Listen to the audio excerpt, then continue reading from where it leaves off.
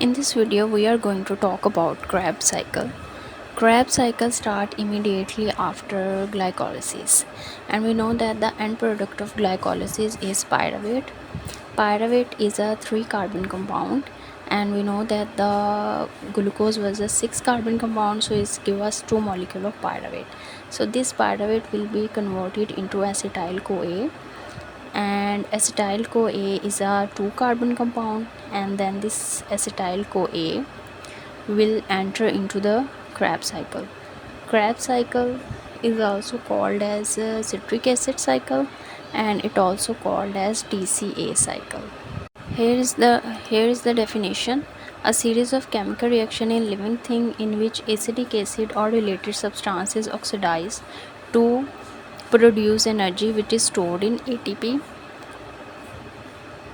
As we know that Krebs cycle start after glycolysis, so end product of glycolysis, pyruvate will enter into the mitochondria, and then it will convert into acetyl CoA, and then acetyl CoA will enter into the citric acid cycle.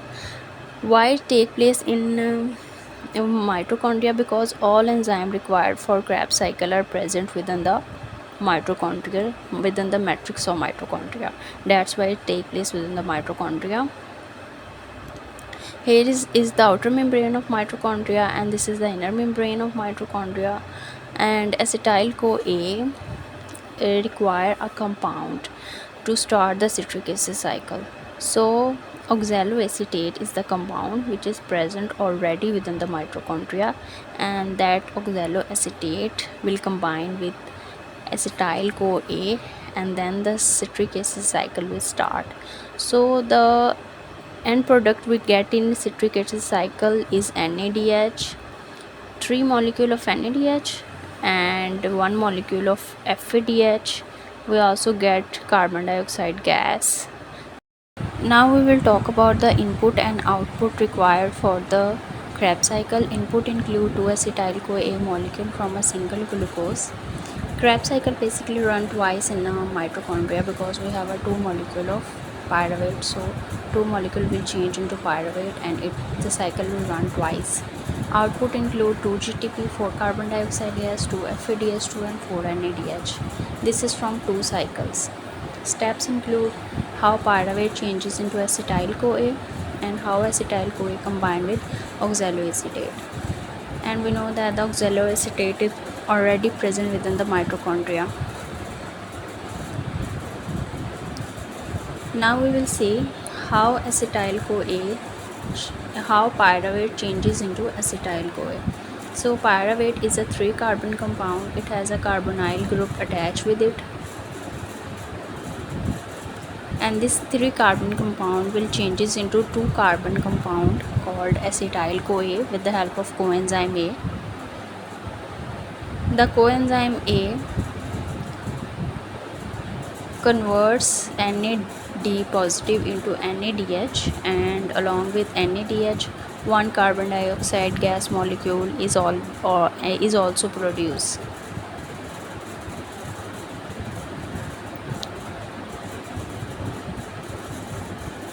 And now it changes into acetyl CoA, which is a 2-carbon compound, and now this acetyl CoA molecule is ready to enter into the Krebs cycle.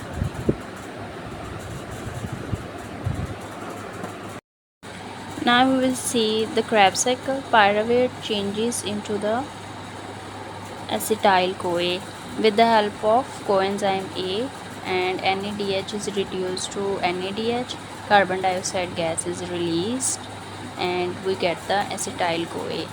Now this acetyl CoA requires oxaloacetate. Acetyl CoA will combine with oxaloacetate and produce citrate. So acetyl CoA is basically a 2-carbon compound, and oxaloacetate is a 4-carbon compound. Yes, acetyl CoA is 2-carbon and oxaloacetate is 4-carbon. Both of these will combine, and they will make citrate with the help of citrate synthase enzyme. Citrate is now 6-carbon compound, which will change into cis aconitase with the help of aconitase enzyme. This is isomeric form, and it will further change into isocitrate. Isocitrate is also a 6 carbon compound, and it will change into alpha ketoglutarate. During the conversion of isocitrate into alpha ketoglutarate, NADH is produced. This is the first NADH we get in Krebs cycle. Isocitrate dehydrogenase enzyme is responsible for this, for the conversion of isocitrate into alpha ketoglutarate. And one carbon dioxide gas molecule is also released. So one carbon is released, so now it's 5 carbon compound. Alpha ketoglutarate will change into succinyl CoA with the help of dehydrogenase enzyme, and here we get the second NADH, and carbon dioxide gas is also released. So now we have the 4 carbon succinyl CoA compound. Succinyl CoA will change into succinate with the help of synthase enzyme, and during this 1 GTP is produced. So this is the first GTP we get in Krebs cycle. Now you can see the succinate is a 4 carbon compound, and because 1 carbon released during the alpha ketoglutarate and 1 during the succinyl CoA. Now we have the 4 carbon compound succinate. Succinate is a 4 carbon compound, and this succinate will further change into fumarate, and the enzyme responsible for the conversion of succinate into fumarate is dehydrogenase enzyme, and it produces basically one molecule of FADH.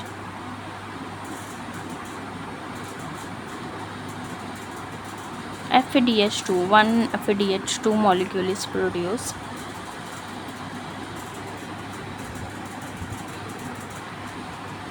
This fumarate will further changes into malate with the help of fumarase enzyme, and this malate will change into oxaloacetate, and during the conversion another NADH is produced. This is the third NADH we get in Krebs cycle, and here we get the oxaloacetate again, and then this cycle will run again and again and again. That's how Krebs cycle take place within the mitochondria. So output we get in Krebs cycle is N3 molecule of NADH and 1 molecule of FADH2, 1 molecule of GTP, 2 molecule of carbon dioxide gas, and 1 molecule of GTP. This is the end product of Krebs cycle.